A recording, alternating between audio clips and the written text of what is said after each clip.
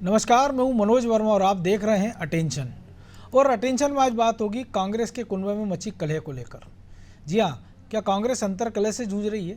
ये सवाल इसलिए है क्योंकि बीजेपी ने फिर आरोप लगाया है कि कांग्रेस नेताओं में खींचतान जारी है। दरअसल उसने ये आरोप इसलिए लगाया क्योंकि यूथ कांग्रेस के नवनियुक्त प्रदेश अध्यक्ष मितेंद्र सिंह ने पदभार ग्रहण कर लिया है, लेकिन इस कार्यक्रम में विक्रांत भूरिया नहीं पहुंचे। अब बीजेपी इसी को आधार बनाकर कांग्रेस पर हमलावर है, जिस पर कांग्रेस ने भी पलटवार किया है। लेकिन सवाल ये है कि क्या सच में कांग्रेस के भीतर सब कुछ ठीक नहीं चल रहा है, या फिर बीजेपी कांग्रेस में कलह बताकर इसका फायदा चुनाव में लेना चाहती है? आज इन्हीं सवालों के आसपास चर्चा करेंगे, लेकिन पहले रिपोर्ट देखिए।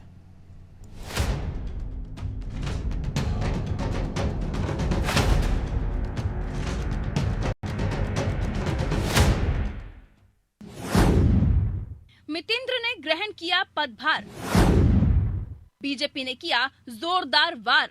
यूथ कांग्रेस के नवनियुक्त प्रदेश अध्यक्ष मितेंद्र सिंह ने पदभार ग्रहण कर लिया है।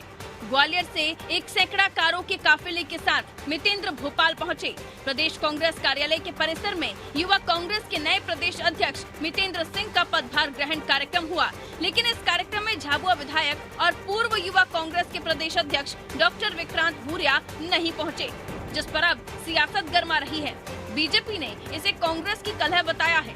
बीजेपी ने कहा कि पहले आदिवासी वर्ग के विक्रांत भूरिया को पद से हटाया और अब उनकी अनुपस्थिति में नए अध्यक्ष को जिम्मेदारी दे दी गई। उन्होंने कहा ये वैसा ही है जैसे कमलनाथ की अनुपस्थिति में जीतू पटवारी ने पदभार ग्रहण किया था, यानी कांग्रेस में अंतर कलह जारी है।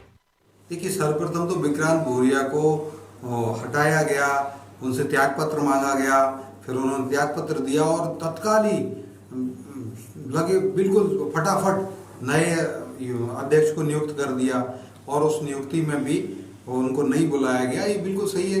जनजाति वर्ग के विरोधी है कांग्रेस और कांग्रेस ने वही प्रतिलक्षित किया है। इस बात में भी यही नजर आ रहा है। जिस प्रकार से कमलनाथ जी से भी जब अध्यक्षी छीनी गई थी, तो जब जीतू पटवारी जी ने अध्यक्ष का कार्यभार ग्रहण किया था, तो वो समय कमलनाथ जी को भी नहीं बुलाया था। तो कांग्रेस जो है गुटों में धड़ों में बटी हुई है। लोकसभा चुनाव के बीच बीजेपी एक बार फिर कांग्रेस को अंतरकलह के मुद्दे पर घेरने की कोशिश कर रही है, जिस पर अब कांग्रेस ने भी पलटवार किया है। कांग्रेस दावा कर रही है कि पार्टी में सब कुछ ठीक है, कलह जैसी कोई बात नहीं है। बीजेपी बेवजह के आरोप लगा रही है। मुद्दा विहीन हो चुकी भारतीय जनता पार्टी के पास कांग्रेस में ताकीज़ात करने के लिए कोई काम नहीं बचा है। विक्रांत भूरिया जी जो अपने पिता कांतिलाल जी भूरिया जो कि लोकसभा चुनाव लड़ रहे हैं उसमें व्यस्त हैं, इसलिए उन्होंने त्याग पत्र दिया और अति व्यस्तता की वजह से वो जब नए अध्यक्ष ने पदभार ग्रहण किया तो वो आ नहीं पाए। इसी तरह जीतू पटवारी जी ने पदभार ग्रहण किया तब कमलनाथ जी अति व्यस्त थे, इसलिए वो आ नहीं पाए। भारतीय जनता पार्टी छोटी छोटी बातों का मुद्दा बना रही है। सीधी बात है, भारतीय जनता पार्टी मुद्दा विहीन हो चुकी है और कांग्रेस में ताकीज़ात करने के अलावा इस बात कोई काम नहीं बचा है। यूँ तो कांग्रेस नेताओं में खींचतान कलह कोई नई बात नहीं है, लेकिन जब से जीतू पटवारी को प्रदेश की कमान मिली है, वो लगातार ये संदेश लोगों को और अपने कार्यकर्ताओं को दे रहे हैं कि एकजुट होकर हमें चुनाव लड़ना है और बीजेपी से लड़ाई लड़नी है। लेकिन जब पार्टी का कोई कार्यक्रम होता है तो उनके ही नेता इनमें नजर नहीं आते। ऐसे में अब बीजेपी इसी का फायदा उठाकर इसे कांग्रेस की गुटबाजी बता रही है। ब्यूरो रिपोर्ट, अनादि टीवी।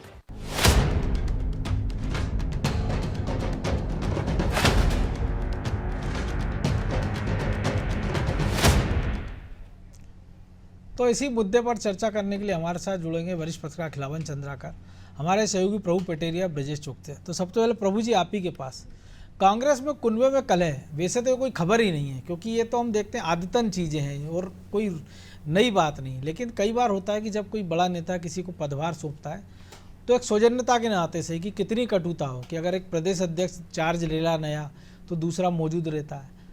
इस बार भी हम देख रहे हैं कि अगर स्वेच्छा से अगर चिट्ठी लिखी है, विक्रांत भूरिया ने कहा कि मैं पिता के चुनाव में बिजी हूँ, इसलिए इस दायित्व को निभा नहीं पा रहा हूँ, इस्तीफा दे दिया। मितेंद्र सिंह को प्रभार दे दिया जाता है।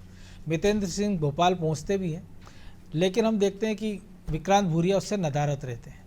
चुनावी व्यस्तता अपनी जगह, लेकिन एक आधा 1-2 घंटे के लिए तो आ भी सकते थे, तो एक मैसेज अच्छा जाता कम से कम यूथ कांग्रेस के बीच। निश्चित तौर पर मनोज जी बिल्कुल सही बात है, विक्रांत भूरिया को आना चाहिए था। ये कांग्रेस की एक परंपरा सी हो गई है। जब कमलनाथ की जगह जीतू पटवारी को प्रदेश अध्यक्ष बनाया गया कांग्रेस का, तो जो कमलनाथ गायब थे पदभार ग्रहण कार्यक्रम से। इस तरीके से जो दूरियां हैं, अब तो आप कार्यकर्ताओं में संदेश क्या जा रहा है, आप कैसे अपनी टीम को जोड़ेंगे, आप कैसे मुकाबला करेंगे, ये पूरी की पार्टी के इसलिए समस्या खड़ी हो रही है।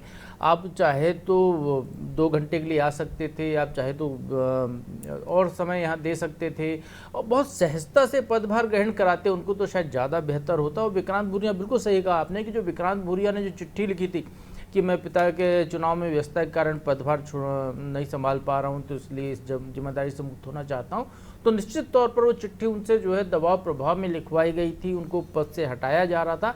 इससे ये साबित होता है और शायद वही कारण है कि वो यहाँ आए नहीं है और निश्चित तौर पर उनको आना चाहिए। अब क्या होगा कि जो नए अध्यक्ष बने हैं तो क्या युवा कांग्रेस के लोग क्या वहाँ पे धार झाबुआ में चुनाव प्रचार करने के लिए नहीं जाएंगे, रतलाम झाबुआ में? यदि इतने ही आपस में सिर फुटबॉल की स्थिति है तो क्या जीतू पटवारी छिंदवाड़ा ना जाए चुनाव प्रचार करने के लिए, यदि कमलनाथ नहीं आए तो ये कांग्रेस में जो दूरी बढ़ती जा रही है और सार्वजनिक तौर पर इसका प्रदर्शन हो रहा है, ये बहुत गलत परंपरा कांग्रेस में बन रही है। शायद इसको रोका जाना चाहिए थी, पार्टी की बेहतरी वो चाहते हैं तो, नहीं तो यही कारण है जिसकी वजह से लगातार पलायन हो रहा है और बीजेपी में लोग बढ़ते हुए चले जा रहे हैं। जी, तो खिलावन जी, पलायन तो हो रहा है, रुके कैसे? क्योंकि जब आपसी सामंजस्य नहीं है कि अगर आप प्रदेश अध्यक्ष के लेवल पर भी आप चार्ज देने नहीं आ रहे हैं, आप कर्टसी के नाते जाते, कई बार होता है कि दुश्मनी भी होती है राजनीतिक, लेकिन प्रतिद्वंदिता भी होती है, लेकिन गिले शिकवे भूल के पर्दे के पीछे की कहानी कुछ होती है, पर्दे के आगे की कहानी कुछ होती है। लेकिन अगर इतनी भी सौजन्यता नहीं बची है तो फिर मैसेज क्या जाएगा? वो भी तब जब पार्टी अपने सबसे बुरे दौर से गुजर रही है, लोकसभा की कठिन लड़ाई लड़ रही है।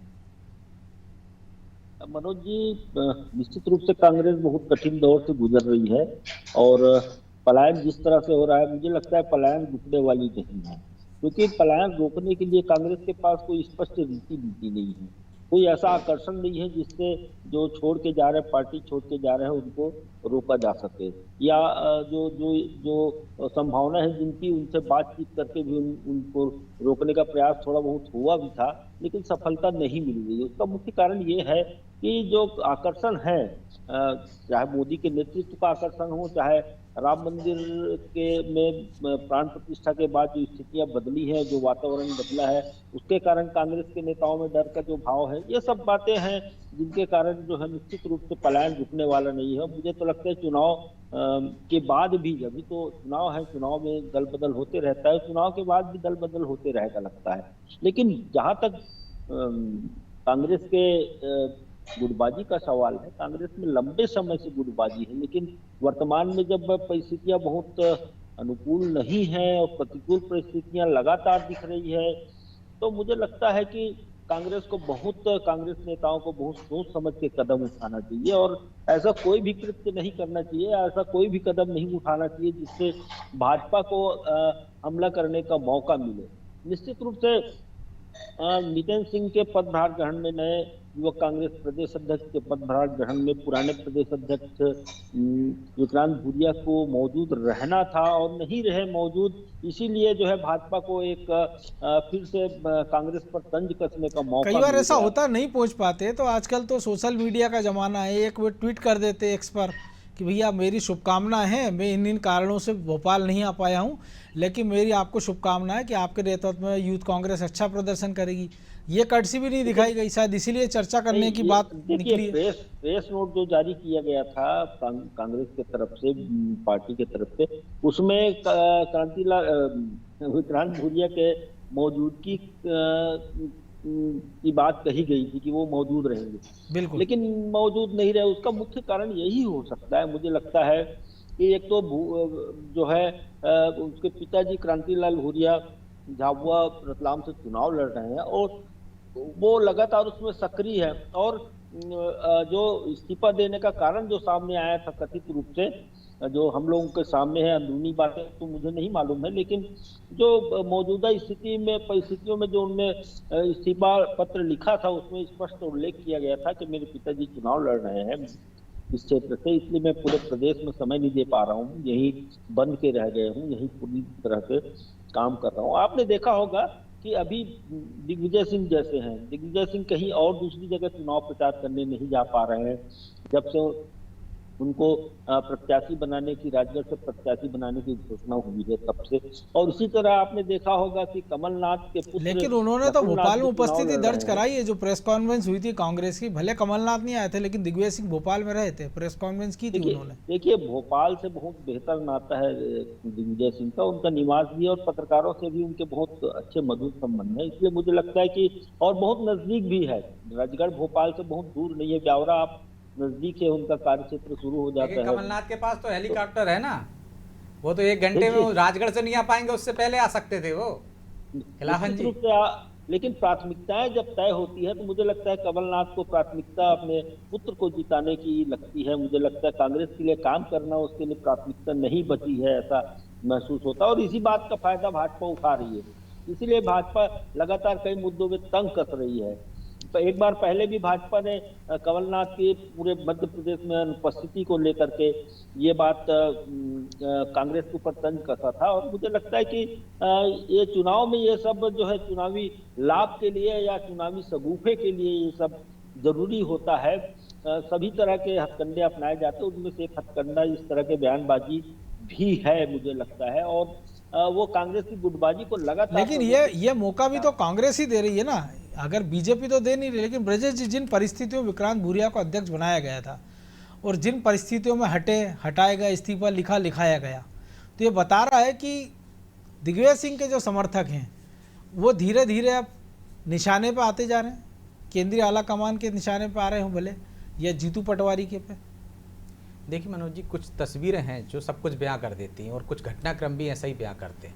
जो पटेरिया जी ने बताया है कि किस तरह से जीतू पटवारी की नियुक्ति हुई थी और कमलनाथ नदारद रहे थे। आप देखिए कि विक्रांत भूरिया का चयन कैसे हुआ। विक्रांत भूरिया का चयन हुआ था, आप देखिए उसमें भी आरोप लगे थे, चुनावी प्रक्रिया से चयन हुआ था।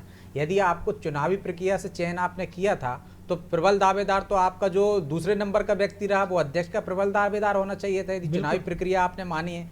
लेकिन आपने नियुक्ति की है, और नियुक्ति की है जिस तरह से आपने पुराने अध्यक्ष को, आरोप ये भी लगे थे कि जो फोन नंबर थे वो लगते ही नहीं थे, तमाम तरह के कैसे आरोप लगे आपने थे और किस तरह से नियुक्ति हुई थी आपको भी पता है, दर्शक भी बेहतर जानते हैं कि दिग्विजय सिंह का उसमें कहीं ना कहीं हस्तक्षेप था, हाथ था, और कांतिलाल भूरिया के बेटे थे विक्रांत भूरिया, इस कारण उनकी नियुक्ति हो गई थी, वो अध्यक्ष बन गए थे। लेकिन कहा जाता है कि लोकतांत्रिक व्यवस्था कांग्रेस में है कि अध्यक्ष के चुनाव जो राहुल गांधी का एजेंडा था, राहुल गांधी लेकर आए थे, उनके हिसाब से यही लोकतांत्रिक व्यवस्था है, ये कह सकते हैं। राहुल गांधी लेकर आए थे कि भाई जो आखिरी पंक्ति का व्यक्ति है, जिनमें नेतृत्व की क्षमता है, वो सिर्फ राजशाही परिवार से या राजनीतिक परिवार से आ जाएगा, वो अध्यक्ष नहीं बनेगा, हम ऐसे व्यक्ति को लाएंगे। चुनाव हुआ, आप देखिए जीतू पटवारी बेहतर अध्यक्ष निकले वहां से।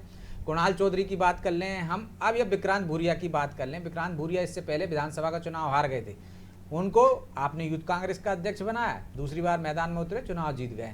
आप देखिए यूथ कांग्रेस का मतलब अध्यक्ष का, लेकिन ये भी मजेदार चीज है ना कि जो आदमी खुद का चुनाव लड़ रहा है और जब 230 सीटों के चुनाव हो रहे हैं तब वो इस्तीफा नहीं इस्तीफा देता नहीं दे रहा है, लेकिन वो लेकिन अपने पिता के चुनाव तो के लिए जब वही तो मैंने कहा, 28 सीटें तस्वीरें और घटनाक्रम खुद स्पष्ट कर देता है कि जिस तरह से कमलनाथ नाराज थे, आज की तारीख में स्पष्ट हो गया कि कमलनाथ नाराज थे और उनकी नाराजगी किस स्तर तक पहुंच गई थी, ये भी सबने देखा, पूरी प्रदेश की जनता ने। तो विक्रांत भूरिया का ना आना निश्चित तौर पर ये स्पष्ट करता है कि उन्होंने इस्तीफा दिया नहीं है, ये पिता के कारण वो लोकसभा क्षेत्र में व्यस्त हैं, इस वजह से नहीं दिया, लिया गया है। जो आपने कहा कि क्या किनारे लगाए जा रहे हैं, तो ये गुटबाजी है। हमने देखा है कांग्रेस में जब शीर्ष नेतृत्व मनोज जी कमजोर होता है तो गुटबाजी ज्यादा बढ़ जाती है। गुटबाजी पहले से भी रही है, कोई की नई बात नहीं है कांग्रेस में गुटबाजी। लेकिन हमने देखा है कि सुरेश पचौरी जब अध्यक्ष रहते हैं, सुभाष यादव एक कार्यक्रम कराते हैं खलगांठ में, और बाकायदा तमाम नेताओं में जिस तरह से गुटबाजी थी, वो गुटबाजी के बावजूद एक मंच पर आते हैं चुनाव से पहले, वो ये दिखाने की कोशिश करते हैं, एकता दिखाने की कोशिश करते हैं। लेकिन वो एकता दिखाने की कोशिश आज कांग्रेस में क्यों नहीं हो रही? क्योंकि ऊपर से आपको देखने वाला कोई नहीं है, आपको फटकार लगाने वाला कोई नहीं है। नहीं तो उस समय सोनिया गांधी के निर्देश आए थे, फटकार लगी थी, तमाम नेता एक मंच पर नजर आए थे। हालांकि उस मंच पर भी हमने गुटबाजी देखी थी कि किस तरह से एक दूसरे को मुख्यमंत्री घोषित करने की, या अगले मुख्यमंत्री तो आप ही होंगे, इस तरह के बयान आए थे। लेकिन कम से कम एक साथ एक मंच पर नजर आए।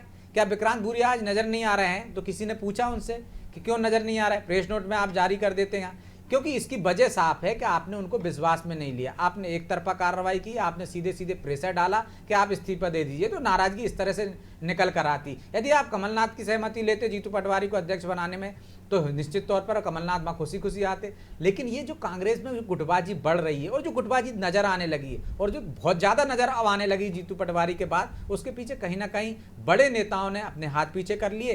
केंद्रीय आलाकमान उतना हस्तक्षेप नहीं कर पा रहा है। तो मुझे लगता है कि ये एक तरह से खतरे की घंटी भी है और इसका नुकसान लोकसभा चुनाव में कांग्रेस को उठाना पड़ सकता है। तो प्रभु जी, ये एक तस्वीर का एक पहलू है कि मितेंद्र की जब ज्वाइनिंग होती है विक्रांत भूरिया नहीं पहुंचे, लेकिन इसी लोकसभा में हम देख रहे हैं कि ग्वालियर चंबल की सीटों को लेकर जिस प्रकार उमंग सिंगार और जीतू पटवारी में मस्ती है, या कहें दिग्विजय सिंह समर्थक अलग हो जाते हैं बाकी लोग, लेकिन उनके पसंद के जीतू पटवारी की पसंद के लोग वहाँ नहीं पहुँच पाते हैं। अब हम देख रहे हैं कि मितेंद्र की नियुक्ति होती है, ओबीसी से आते हैं, उनके पिता दर्शन सिंह बड़े ओबीसी नेता हैं कांग्रेस के। दिग्विजय सिंह वो आपकी ज्योतिरादित्य सिंधिया के समर्थक माने जाते थे, हालांकि सिंधिया के साथ वो बीजेपी में नहीं आए। अब ऐसे में ग्वालियर चंबल से जीतू पटवारी एक और ओबीसी नेता को यूथ कांग्रेस के पद पे ले आते हैं, और उमंग सिंगार जो नेता प्रतिपक्ष है उनके इलाके से खबर आती है कि धार का प्रत्याशी बदलने की तैयारी में कांग्रेस। तो ये चीज़ बता रही है कि केवल मामला यहीं तक सीमित नहीं है, ये मामला दूर तक जाएगा। देखिए मनोज जी, जहाँ तक ओबीसी की बात है तो मध्य प्रदेश की राजनीति वो मोड़ ले चुकी है पिछले 5 सालों में, जिसमें 15 महीने का कमलनाथ का कार्यकाल या शिवराज सिंह चौहान का जो कार्यकाल है, कि मध्य प्रदेश की राजनीति में जो शीर्ष पद है उस पर तो दोनों दलों में देखें तो वहाँ पर ओबीसी वर्ग का ही आदमी प्रमुखता से काबिज हो सकता है, या मजबूरी हो गई है। और जब राहुल गांधी ओबीसी जातिगत जनगणना की बात कर रहे हैं और जिसकी जितनी आबादी उसकी उतनी हिस्सेदारी की बात कर रहे हैं, तो निश्चित तौर पर उनके यहाँ भी मजबूरी हो गई कि उनको भी इसी वर्ग को आगे बढ़ाना पड़ेगा।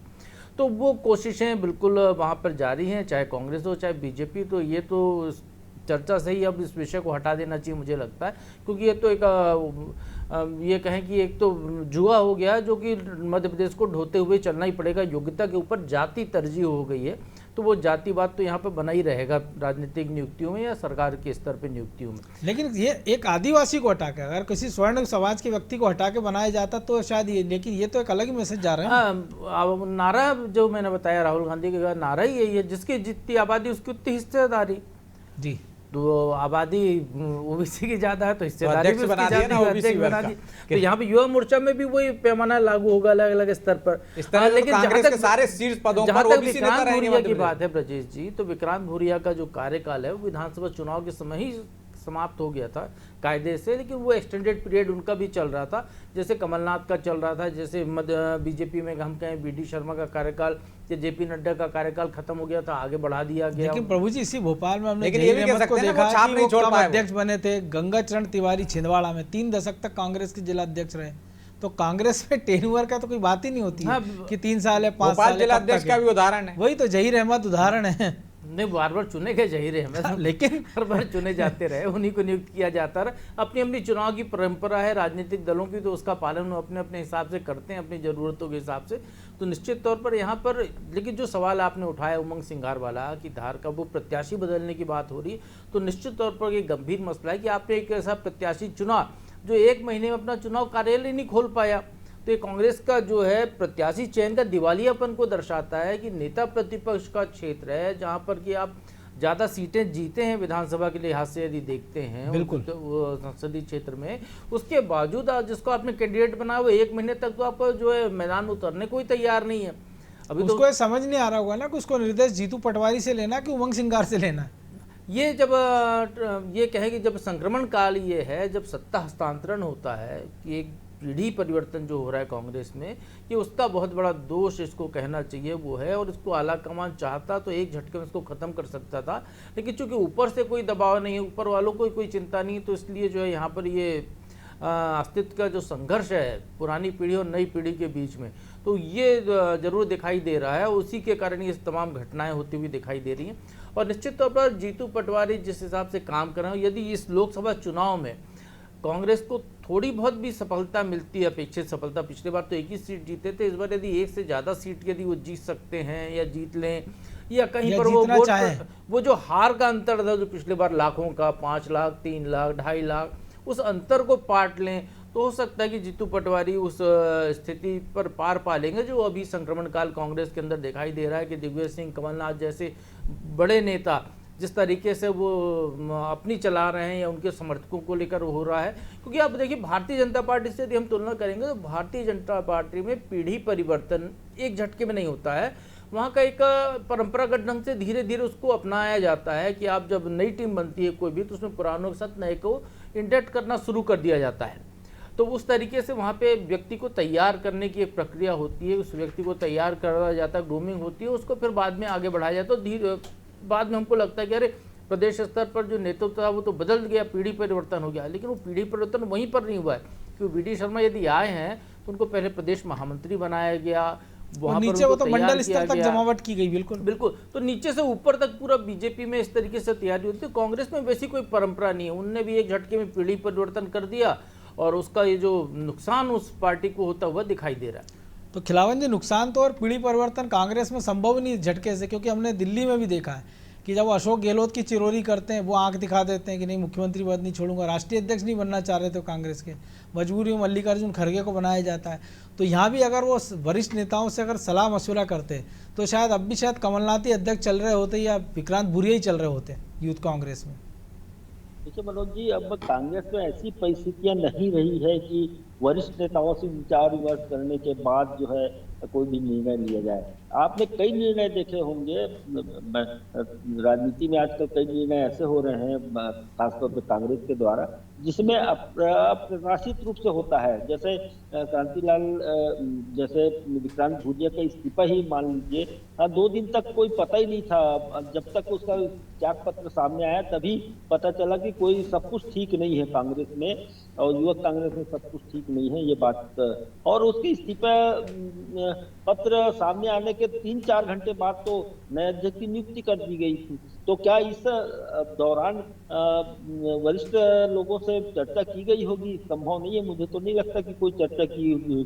बी श्रीनिवास ने अपने स्तर पर हो सकता है हो सकता है इसको उल्टा देख लें कि पहले 4 घंटे पहले मितेंद्र की नियुक्ति हो गई, इसके 4 घंटे बाद वो चिट्ठी लिखवाई गई।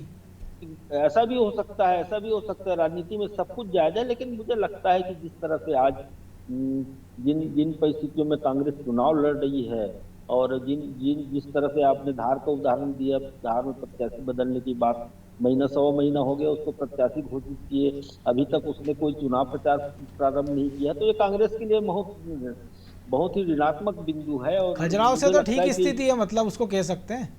हाँ, खजुराहो से बेहतर ही है।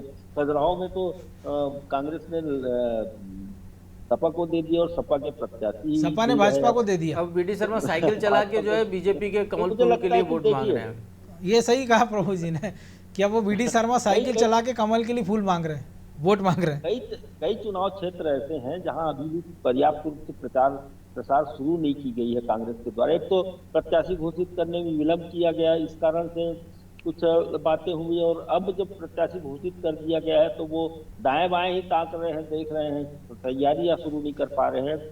ये धार के उदाहरण को देख करके पता चल सकता है। तो मुझे लगता है कि इन सब बातों को त्याग कर यदि कांग्रेस बेहतर प्रदर्शन, पिछले से बेहतर प्रदर्शन के लिए तैयार होगी, तभी मुझे लगता है कि एक तरह से जीतू पटवारी को कहा जाएगा कि ये बेहतर कर रहे हैं। नहीं तो जीतू पटवारी के यदि पिछले चुनाव के रिकॉर्ड को ही दोहरा दिया जाए, एकमात्र मुझे लगता है कि एकमात्र छिंदवाड़ा सीट जीत कर कांग्रेस आया, तो जीतू पटवारी के कार्यकाल को बेहतर नहीं कहा जा सकेगा। और वो भी अगर जीत हार हुई तो वो कमलनाथ के खाते में जाएगी, कांग्रेस से उसका कोई सरोकार मुझे नहीं लगता कि रहेगा। लेकिन ब्रजेश जी, मितेंद्र के पास भी मौका था कि अगर भोपाल तक आया, रास्ते में उन्होंने ग्वालियर से निकले होंगे, तो इसके बाद गुना, शिवपुरी संसदीय क्षेत्र, राजगढ़, भोपाल और वापसी में यही, तो शायद प्रचार के लिए अगर कोई नेता उनको बुला लेता तो एक मैसेज जाता कि कांग्रेस में सब कुछ ठीक है, कि दिग्विजय सिंह उनको कहीं बुला लेते कि मेरे प्रचार में आ जाइए, कोई एक फोटो आ जाती आशीर्वाद देते हुए, तो मैसेज चला जाता कि ठीक है इनको सारे नेताओं का समर्थन है। या ऐसी कोई तस्वीर गुना शिवपुरी संसदीय क्षेत्र से आ जाती या ग्वालियर से आ जाती जहाँ से मितेंद्र आते हैं। देखिए मनोज जी, इसके लिए तो मितेंद्र को ही पहल करना होगी। क्या आप चाहते हैं कि दिग्विजय सिंह कहें कि आ जाओ यूथ कांग्रेस के अध्यक्ष बन गए तो कुछ प्रभाव मेरे क्षेत्र में डाल दोगे, या कमलनाथ को लगता है कि मितेंद्र कोई प्रभाव डाल देंगे? निश्चित तौर पर उनको इसकी ज़रूरत नहीं है, लेकिन मितेंद्र चाहें तो एक नई पहल शुरू कर सकते हैं, वो आए सबका आशीर्वाद लें। जिस तरह से हमने देखा है पहली बार ही जब वो भोपाल आ रहे थे तो किस तरह से वीडियो वायरल हुआ। जब वो एक सीएसपी से आशीर्वाद ले सकते हैं तो ये तो उनकी पार्टी के नेता हैं जो उनको आशीर्वाद दे सकते हैं, तो उनके चरण पड़ने में किस बात का दोष है। वो जाएं, उनका आशीर्वाद लें और पूरे प्रदेश को एक तरह से रिचार्ज कर दें। तो ये मौका है मितेंद्र के लिए। लेकिन क्या उनके पास इतना वक्त है? निश्चित तौर पर देखिए मनोज जी, वक्त की बात नहीं है, आपके पास पूरा आपका संगठन है, उस संगठन को आपको चार्ज कर सकते हो। जिस आपको शक्ति प्रदर्शन के रूप में आप इतनी गाड़ियां लेके भोपाल तक आ सकते हो। संगठन के अध्यक्ष ने, पूर्व अध्यक्ष ने तो मैसेज दे दिया ना कि बाकी लोग कितना सहयोग करेंगे। देखिए बाकी के लोग अब संगठन के आदमी नहीं है ना, उसमें वो विक्रांत भूरिया के आदमी नहीं है ना, माफ कीजिएगा, क्योंकि संगठन कांग्रेस में आपको ऐसा लगता है कि संगठन के आदमी होंगे? नहीं, जिस तरह से नियुक्ति से आए हैं ना भाई, तो उस नियुक्ति से आए हैं तो आप तो एक तरह से हम कह सकते हैं कि जो चुनाव की प्रक्रिया से आए तो वो अपने चुनाव लड़के आए हैं, अपने सदस्य बना के आए हैं, बाकायदा इस विषय से उनका चयन हुआ है। तो उनकी नियुक्ति तो ऐसी नहीं हुई ना कि दिग्विजय सिंह का आदमी है, कमलनाथ का आदमी है तो ये महामंत्री बन जाएगा, ये अध्यक्ष बन जाएगा, ये जिले का अध्यक्ष बन जाएगा। यदि हम उसको माने कि जिस प्रक्रिया से वो आए हैं तो वो संगठन के लोग होंगे क्योंकि चुनाव लड़कर आए। हालांकि उनमें भी लेकिन जो आपने शुरुआत में जिक्र किया था कि जिस प्रक्रिया से अध्यक्ष आए तो आपको लगता है टीम आई होगी, लेकिन वक्त इतना ही था, आपको रोकना पड़ रहा है। बहुत धन्यवाद खिलावन जी। निश्चित तौर पर यूथ कांग्रेस में जो कलह दिख रही है वो कांग्रेस में कोई नई बात नहीं है। कांग्रेस की जो मूल विंग है उसकी बात कर ले, महिला कांग्रेस हो, यूथ कांग्रेस हो, छात्र कांग्रेस हो, जो तमाम सारी कांग्रेस हो, उन कांग्रेसों में एकता कभी हो ही नहीं पाई। उनका निशान जरूर हाथ का पंजा है, लेकिन बिखराव उनमें उंगली की जो पोर होती है जिसमें दरारें साफ दिखती वैसा है। वो कांग्रेस कभी एक मुट्ठी हो नहीं पाई और अब भी वक्त है, अगर वो एक मुट्ठी जैसे हो जाते हैं तो शायद लोकसभा चुनाव में कांग्रेस का कुछ भला हो सकता है। अटेंशन में आज इतना ही, मुझे दीजिए इजाज़त और आप देखते रहिए अनादि टीवी। नमस्कार।